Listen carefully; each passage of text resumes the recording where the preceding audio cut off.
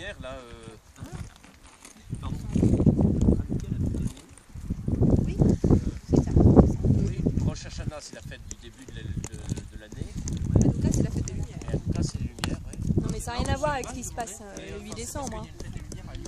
Ah ouais, ça n'a Mais rien c'est à au même voir. moment. Non, ça n'a rien à voir. Ah oui, d'accord. Ouais, ça n'a rien à voir, mais à Lyon, c'est en fonction de l'Immaculée Conception, le 8 décembre. Et ça tombe bien parce que c'est au creux de l'hiver aussi. Et c'est une manière de célébrer la lumière dans la nuit. Et Hanouka, c'est le souvenir de la lumière qui a été remise dans le temple quand il a été reconstruit. Et donc Hanouka, c'est un jour précis du mois lunaire, mais pour nous, ça bouge. Nous, notre 25 décembre, notre Noël, il est toujours le 25 décembre, mais Hanouka, ça bouge autour du 20 décembre. À cause de Je continue le récit. Que les eaux grouillent, Dieu dit que les eaux, EA8, grouillent d'un grouillement d'êtres vivants et que des oiseaux volent au-dessus de la terre contre le firmament du ciel.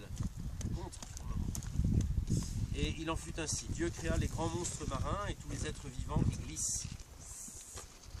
Les bâtons qui se transforment en serpents.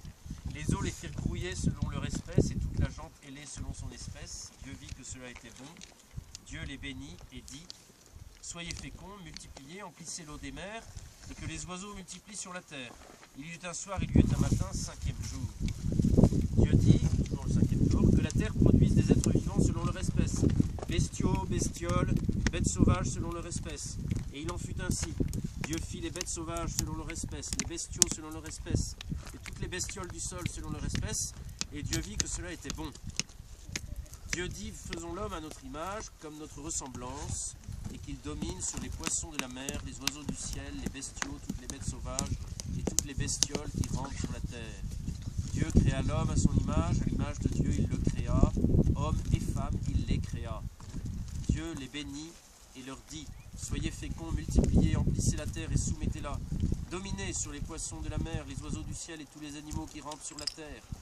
Dieu dit: je vous donne toutes les herbes portant semence qui sont sur toute la surface de la terre, et tous les arbres qui ont des fruits portant semence, ce sera votre nourriture.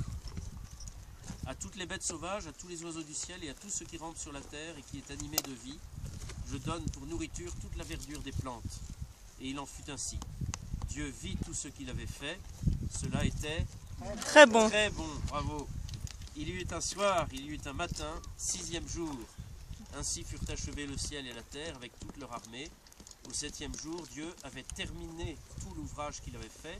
Et le 7e jour, il se reposa. Il se reposa après tout l'ouvrage qu'il avait fait. Dieu bénit le 7e jour et le sanctifia, car il avait chômé après tout son ouvrage de création. Telle fut l'histoire du ciel et de la terre quand ils furent créés.